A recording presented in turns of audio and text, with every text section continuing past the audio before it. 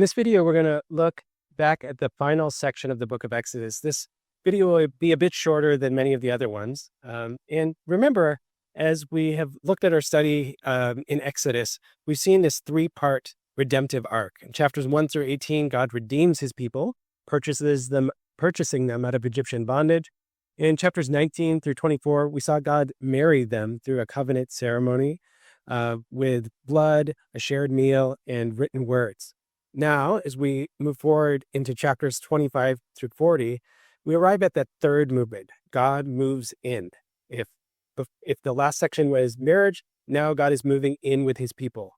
Having purchased his people and approved that covenant, God now takes up a physical residence right in the middle of their camp.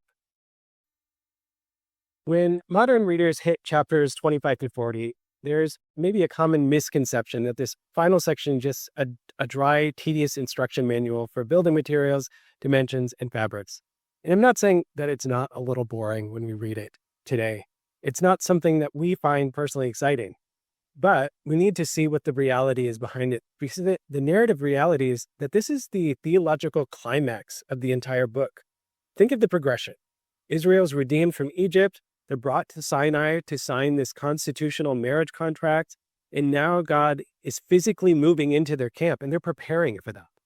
Through the Tabernacle and the Ark of the Covenant, God places his visible presence directly in the center of the 12 tribes, showing them that they are a holy nation of priests called to reveal his character to the world.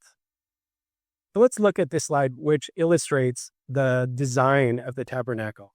First of all, you have the outer courtyard, where there's broad access where any Israelite can bring their offerings to the altar. But then we move in a little bit more. We see the holy place, which has restricted access where only consecrated priests serve daily, representing the nation before God. So the nation represents God to all of the world, but the priests represent God to the people.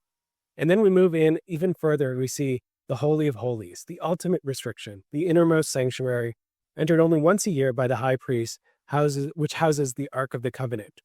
As you move inward, the pattern's clear. There's decreasing access, but increasing holiness. The physical architecture of the tabernacle itself shows the immense weight and sacred boundary of a holy God taking up residence among a fallen people. And as we move it forward into Leviticus, we're going to see is very important.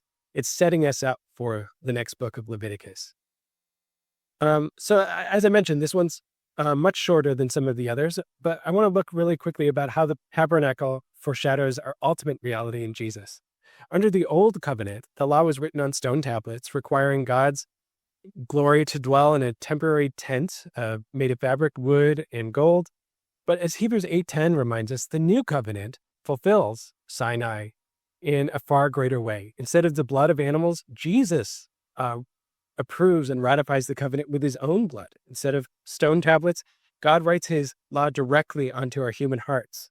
And because our hearts are cleansed, the architecture presence, where God's presence dwells, it shifts forever. God no longer dwells in physical tents built by human hands. Through the Holy Spirit, believers themselves become the tabernacle where God moves in. So just a couple quick thoughts for you on the ending portion of the book of Exodus. I hope you've enjoyed our time in Exodus, and we're going to move forward to everyone's favorite book, Leviticus.